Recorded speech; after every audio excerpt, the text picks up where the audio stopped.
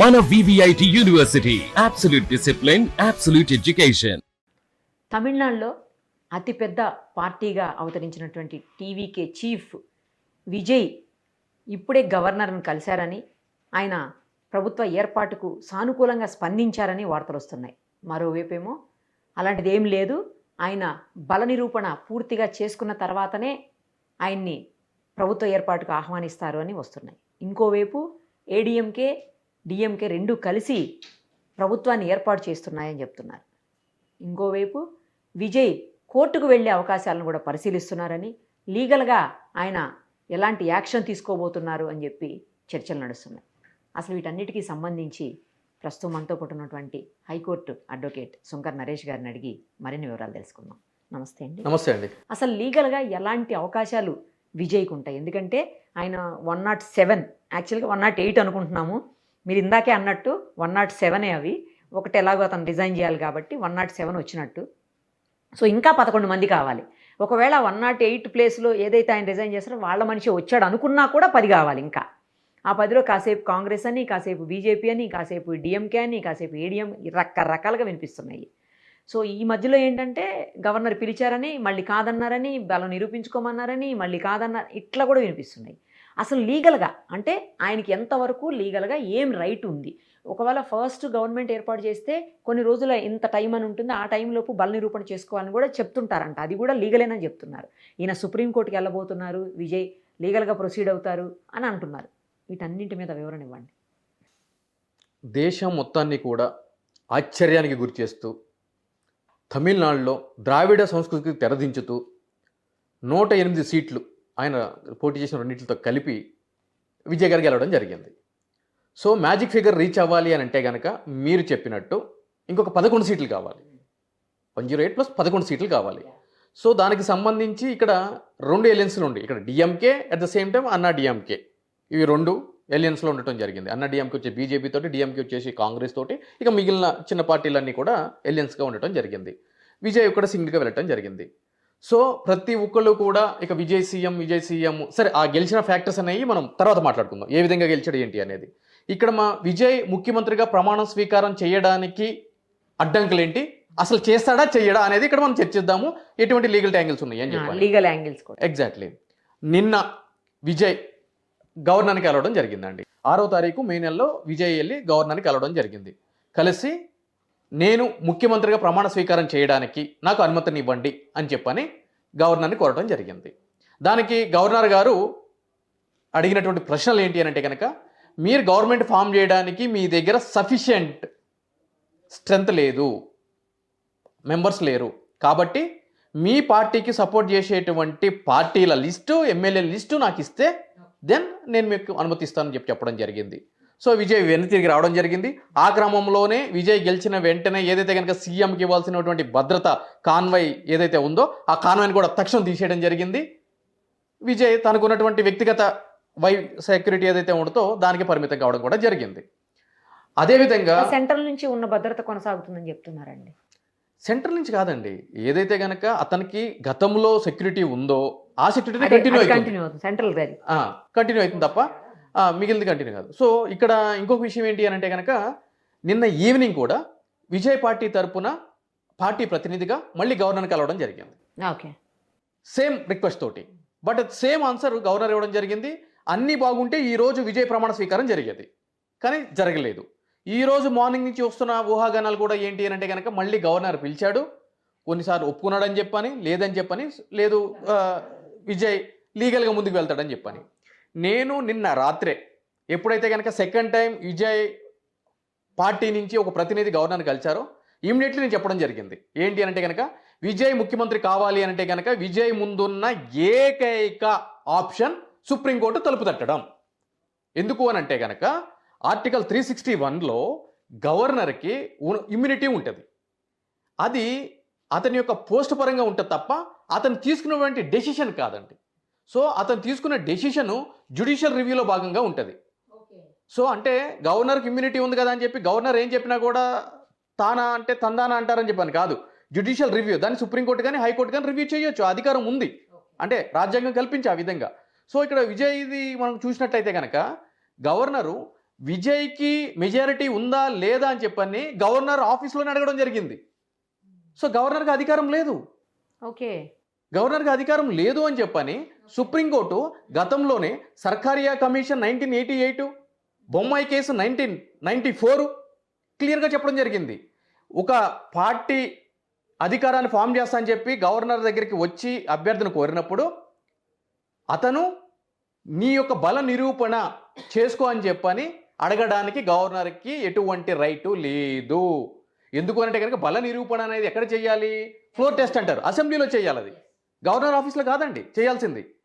అప్పుడు ఏం చేయాలంటే కనుక గవర్నర్ ఎవరైతే కనుక వచ్చి అవకాశం కల్పించమంటున్నారో వాళ్ళకి అవకాశం కల్పించి ముఖ్యమంత్రికి, ఫర్ ఎగ్జాంపుల్ విజయ్ కేసు తీసుకుంటే కనుక తమిళనాడు గవర్నర్ చేయాల్సిన పని ఏంటంటే కనుక విజయ్ వచ్చి నేను అధికారాన్ని ఫామ్ చేస్తున్నాను, ఏర్పాటు చేస్తున్నాను అని చెప్పి అన్నప్పుడు విజయ్కి ముఖ్యమంత్రిగా ప్రమాణ స్వీకారానికి అనుమతి ఇచ్చి విజయ్ని ముఖ్యమంత్రి చేసిన తర్వాత అసెంబ్లీలో మొత్తం అన్ని పార్టీల నుంచి గెలిచినటువంటి ఎమ్మెల్యేలు ప్రోటెం స్పీకర్ అపాయింట్ చేయాలి. వాళ్ళు ఓటు తీసుకున్న తర్వాత ఎమ్మెల్యేలుగా అప్పుడు ఫ్లోర్ టెస్ట్ కండక్ట్ చేయాలి. ఫ్లోర్ టెస్ట్ కండక్ట్ చేస్తే ఆ ఫ్లోర్ టెస్ట్లో అప్పుడు విజయ్ని బల నిరూపణ చేయమని చెప్పనాలి. అంటే ప్రభుత్వాన్ని నెలకొల్పడానికి మ్యాజిక్ ఫిగర్ దాటే విధంగా మీ ఎమ్మెల్యేలు పైకి చేతులు, అంటే ఎవరైతే ఎమ్మెల్యేలు పైకి లేపమనండి. అది floor test. That is called floor test. That is a purely under purview of ఇదంతా ఎవరు ఆధీనంలో ఉంటుంది? స్పీకర్ ఆధీనంలో ఉంటుంది, గవర్నర్ ఆధీనంలో ఉండదు. రాజ్యాంగం అదే చెప్తుంది. సో ఇటువంటి సంఘటన చూసుకుంటే కనుక మనకి 2018లో కర్ణాటకలో కాంగ్రెస్ అండ్ జేడీఎస్ కుమారస్వామిది ఈ రెండు అలయన్స్లో పోటీ చేయడం జరిగింది, బీజేపీ పోటీ చేయడం జరిగింది.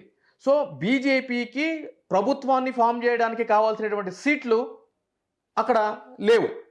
కానీ కాంగ్రెస్ ప్లస్ జేడీఎస్ కలిస్తే సఫిషియెంట్ మెజారిటీ ఉంది, 116 సీట్లు ఇఫ్ ఐఎమ్ నాట్ రాంగ్ ఉంది.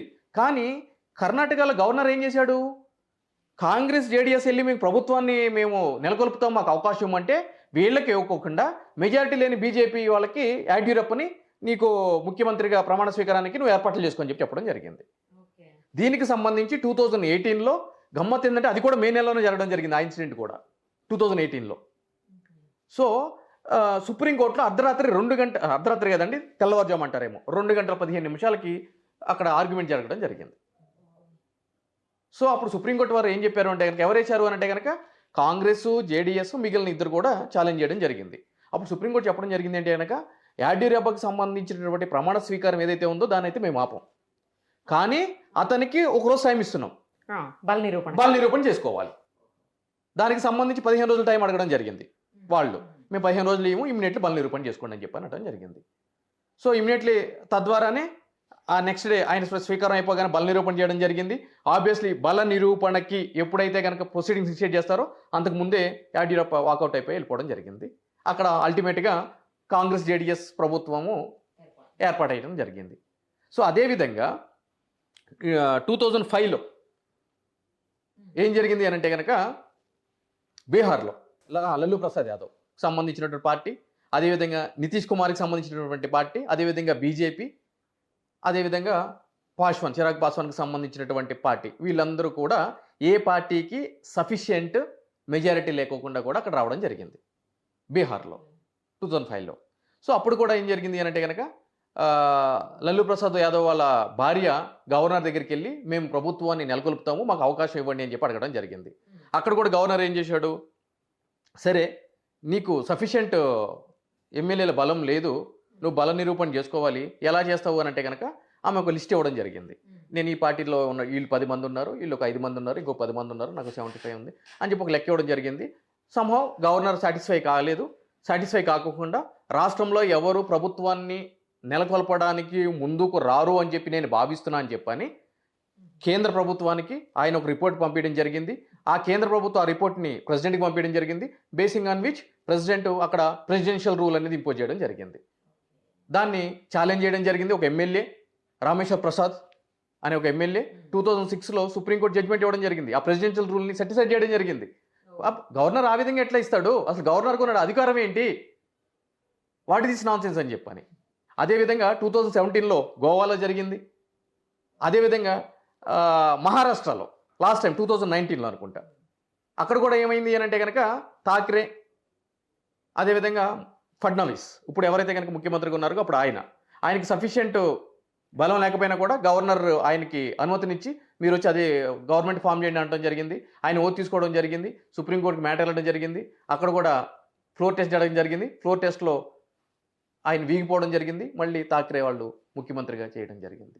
సో ఇదంతా క్లియర్గా ఒక లీగల్లో ఇదేదో కొత్తగా ఇప్పుడు జరుగుతున్నటువంటిది కాదు, ఇదేదో అద్భుతం కూడా కాదు, గతం నుంచి కూడా ఉంది.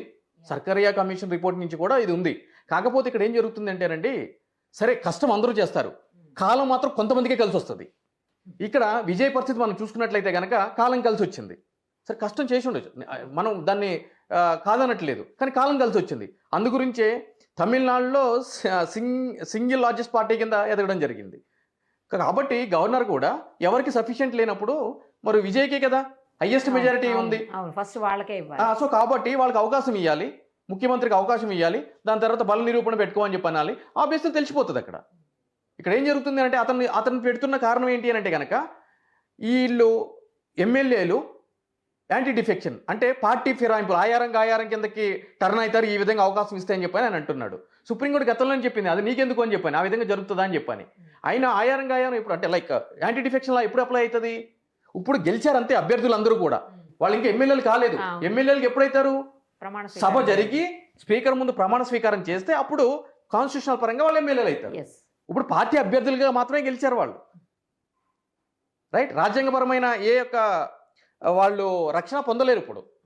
సో ఇక్కడ కూడా ఏం జరుగుతుంది అంటే కనుక ఫ్లోర్ టెస్ట్లో కూడా ఇక్కడ magic beauty of the constitution ఏముంటుంది అంటే కనుక వీళ్ళందరూ వచ్చి ఓటు తీసుకున్న తర్వాత ఆయా పార్టీలు సదరు ఎమ్మెల్యేలకి విప్ జారీ చేస్తాయి. ఏమని అంటే కనుక ఆ పార్టీకి మీరు సపోర్ట్ చేయొద్దు అని చెప్పని. ఒకవేళ ఆ విప్ని క్రాస్ చేశారనుకోండి ఓటు తీసుకున్న తర్వాత, అది డిఫెక్షన్లా పార్టీ ఫిరాయింపుల చట్టంలో వాళ్ళు పడతారు వచ్చి. ఇప్పుడు ఇక్కడ పార్టీ దాని మీద గెలిచారు కదా, ఒకవేళ పార్టీ దాని మీద గెలిచి కూడా వాళ్ళు సపోర్ట్ చేశారనుకోండి, అలా కూడా బయట అవుట్ ఆఫ్ ది దాంట్లో కూడా వాళ్ళు అప్లై అవుతారు డిఫెక్షన్ ఫిరాయింపుల చట్టానికి. సో కాబట్టి ఇక్కడ ఏం జరుగుతుందంటే విజయ్ ప్రమాణ స్వీకారం ఇక్కడ జరిగేది ఏముంటుందంటే కనుక విజయ్ సుప్రీంకోర్టుకి వెళ్తాడండి, నేను చెప్పినట్టు వెళ్ళి అనుమతి తెచ్చుకుంటాడు.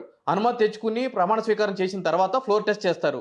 చేసిన తర్వాత ఇక్కడ ఏం జరుగుతుంది అంటే కనుక ఎవరైతే కనుక అసెంబ్లీలో ఆ రోజు బల నిరూపణ జరిగే రోజు అటెండ్ అవుతారో దాంట్లో మెజారిటీ పర్సన్ మాత్రమే కన్సిడర్ చేస్తారు, మ్యాజిక్ ఫిగర్ కాదు. బల నిరూపణ అంటే అది అర్థమైంది కదండి. సో ఆబ్వియస్ ఇక్కడ ఏం జరుగుతుంది, కొంతమంది ఎమ్మెల్యేలు డుమ్మ కొడతారు, లేదంటే రిజైన్ చేస్తారు విజయ్కి సపోర్ట్ చేసుకున్న కావాలి అనుకునే వాళ్ళు. ఆబ్వియస్లీ ఒకసారి ముఖ్యమంత్రి అయిన తర్వాత బై ఎలక్షన్ 6 నెలల్లో బై ఎలక్షన్ కాల్ఫర్ చేస్తారు, పార్టీ సింబల్ మీద గెలుస్తారు. దాంట్లో విచిత్రం ఏముందండి. కాకపోతే విజయ్కి ఇవన్నీ కొత్త, న్యాయపరంగా కరెక్ట్ టైంలో. ఎందుకంటే 2018లో తెల్లవారుజామున 2:15 రేపటి రోజున ముఖ్యమంత్రి ప్రమాణ స్వీకారం ఉంది, బీజేపీకి సంబంధించిన అభ్యర్థి అని చెప్పి తెలిసి కాంగ్రెస్ అదేవిధంగా జేడీఎస్ అర్ధరాత్రి 2:15 తలుపు తట్టినాయి అంటే కనుక విజయ్ ఈ పార్టీకి నిన్ననే సుప్రీంకోర్టుకి వెళ్ళిపోవాలి, ఈరోజు ఉత్తర్వులు తెచ్చుకోవాలి. ఇదే ప్రాబ్లం అవుతుంది. రేపొద్దున పరిపాలనలో కూడా ఈ విధంగానే ఉంటే చాలా ఇబ్బందులు గురి అవుతాయి. ఎందుకంటే కనుక రాజకీయం అంటే అంత ఈజీ కాదు. కాలం కలిసి వస్తే ముఖ్యమంత్రులు అవ్వచ్చేమో కానీ పరిపాలన చేయలేరు. సో కాబట్టి తన మీద ఉంచిన ప్రజల విశ్వాసాన్ని విజయ్ ముందుకు తీసుకువెళ్ళాలి అంటే కనుక ఇటువంటి అన్ని అంశాలని కూడా క్రోడీకరించుకుని ఎప్పటికప్పుడు తక్షణం తను ఆలోచించే దిశగా ఏ నిర్ణయం తీసుకోవాలో ఏ నిర్ణయం తీసుకోకూడదు అని చెప్పని. ఇప్పుడు ఒకసారి గవర్నర్ ఇచ్చాడు, ఇప్పుడు లెటర్స్ అజ్యూమ్ అండి, గవర్నర్ ఇప్పుడు ఓకే అన్నాడు అనుకోండి, ప్రజలు అంటారుగా అదేదో నిన్న ఏమో నో అన్నావు, ఈరోజు ఎస్ అంటున్నావు, ఎలా సాధ్యపడింది అంటే గవర్నర్కి నికరం లేదా? ఒక ఇమేజ్ వెళ్ళిపోతుంది కదండి. ఇప్పుడు గవర్నర్ పదవి అంటే కనుక రాజ్యాంగబద్ధమైన పదవి, నిష్పక్షపాతికంగా రాజ్యాంగబద్ధంగా పనిచేసేటువంటి వ్యక్తి అని చెప్పని అనుకుంటాము. సో అటువంటి మెసేజ్ కూడా వెళ్తుంది కదా. పోనీ రాత్రి నుంచి ఇప్పుడు జరిగిన పరిణామాలు ఏమైనా ఉన్నాయా? లేవు కదా. సో ఆబ్వియస్లీ విజయ్కి ఉన్నది ఒకే ఒక దారి ఏంటి అంటే కనుక సుప్రీంకోర్టు తెలుపుతాడు. సో లీగల్గా ఇలాంటి ఆప్షన్స్ ఉన్నాయన్నమాట. Yes exactly. థ్యాంక్ యూ అండి, థ్యాంక్ యూ సో మచ్.